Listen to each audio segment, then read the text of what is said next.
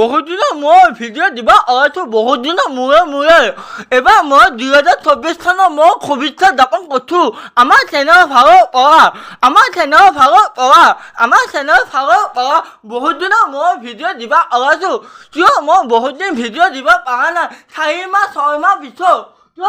বহুদিন ভিডিঅ' দিব পৰা নাই এয়ে আছে ডাঙৰ প্ৰব্লেম কথা নহয় মই ডাঙৰ প্ৰব্লেম হৈ আছে ইউটিউব চেনেলটো কোনোবা মই শেষ কৰি মই ইউটিউব চেনেলটো বেন কৰি দিছে এয়ে আছে ডাঙৰ প্ৰব্লেম কথা আজি মই ভিডিঅ' আৰম্ভ কৰিব ওলাইছোঁ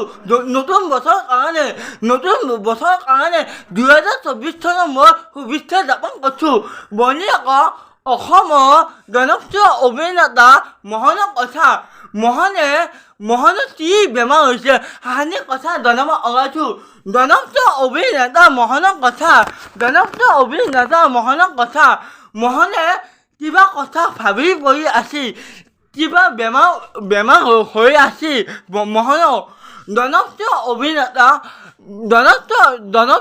অভিনেতা মোহনৰ কথা ডাঙৰ প্ৰব্লেম কথা আছিল এই আজি আমাৰ চেনেলৰ ফালৰ পৰা তিনি মাহ 14 চনলৈ হঠাতে ভাবি পৰে মোহনৰ এবাৰ মোহন ক'ত আছে গুৱাহাটী চানমাৰী হস্পিটেলত ভৰ্তি কৰা হৈছে জানিব দিছে যে ডাক্তৰে কোনো অসমবাদী ৰাইজে চিন্তা কৰিব নাই যে মোহন প্ৰতি শংকৰে শুদ্ধ কৰি আহিব মোহনে প্ৰতি শংকৰে শুদ্ধ হ'ব প্ৰতি শংকৰে আমাৰ মাজৰ পৰা ঘূৰি আহিব ভাল চিৰিয়েল অভিনয় কৰিব পাৰিব জনপ্ৰিয় অভিনেতা এয়ে আছে ডাঙৰ অসমৰ প্ৰতি শংকৰে 2024 চনৰ মই শুভেচ্ছা জ্ঞাপন কৰিছোঁ ধন্যবাদ এইবাৰ আমাৰ চেনেলটো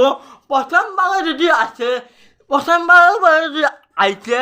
লাইক কৰক ছাবস্ক্ৰাইব কৰক কমেণ্টত জনাব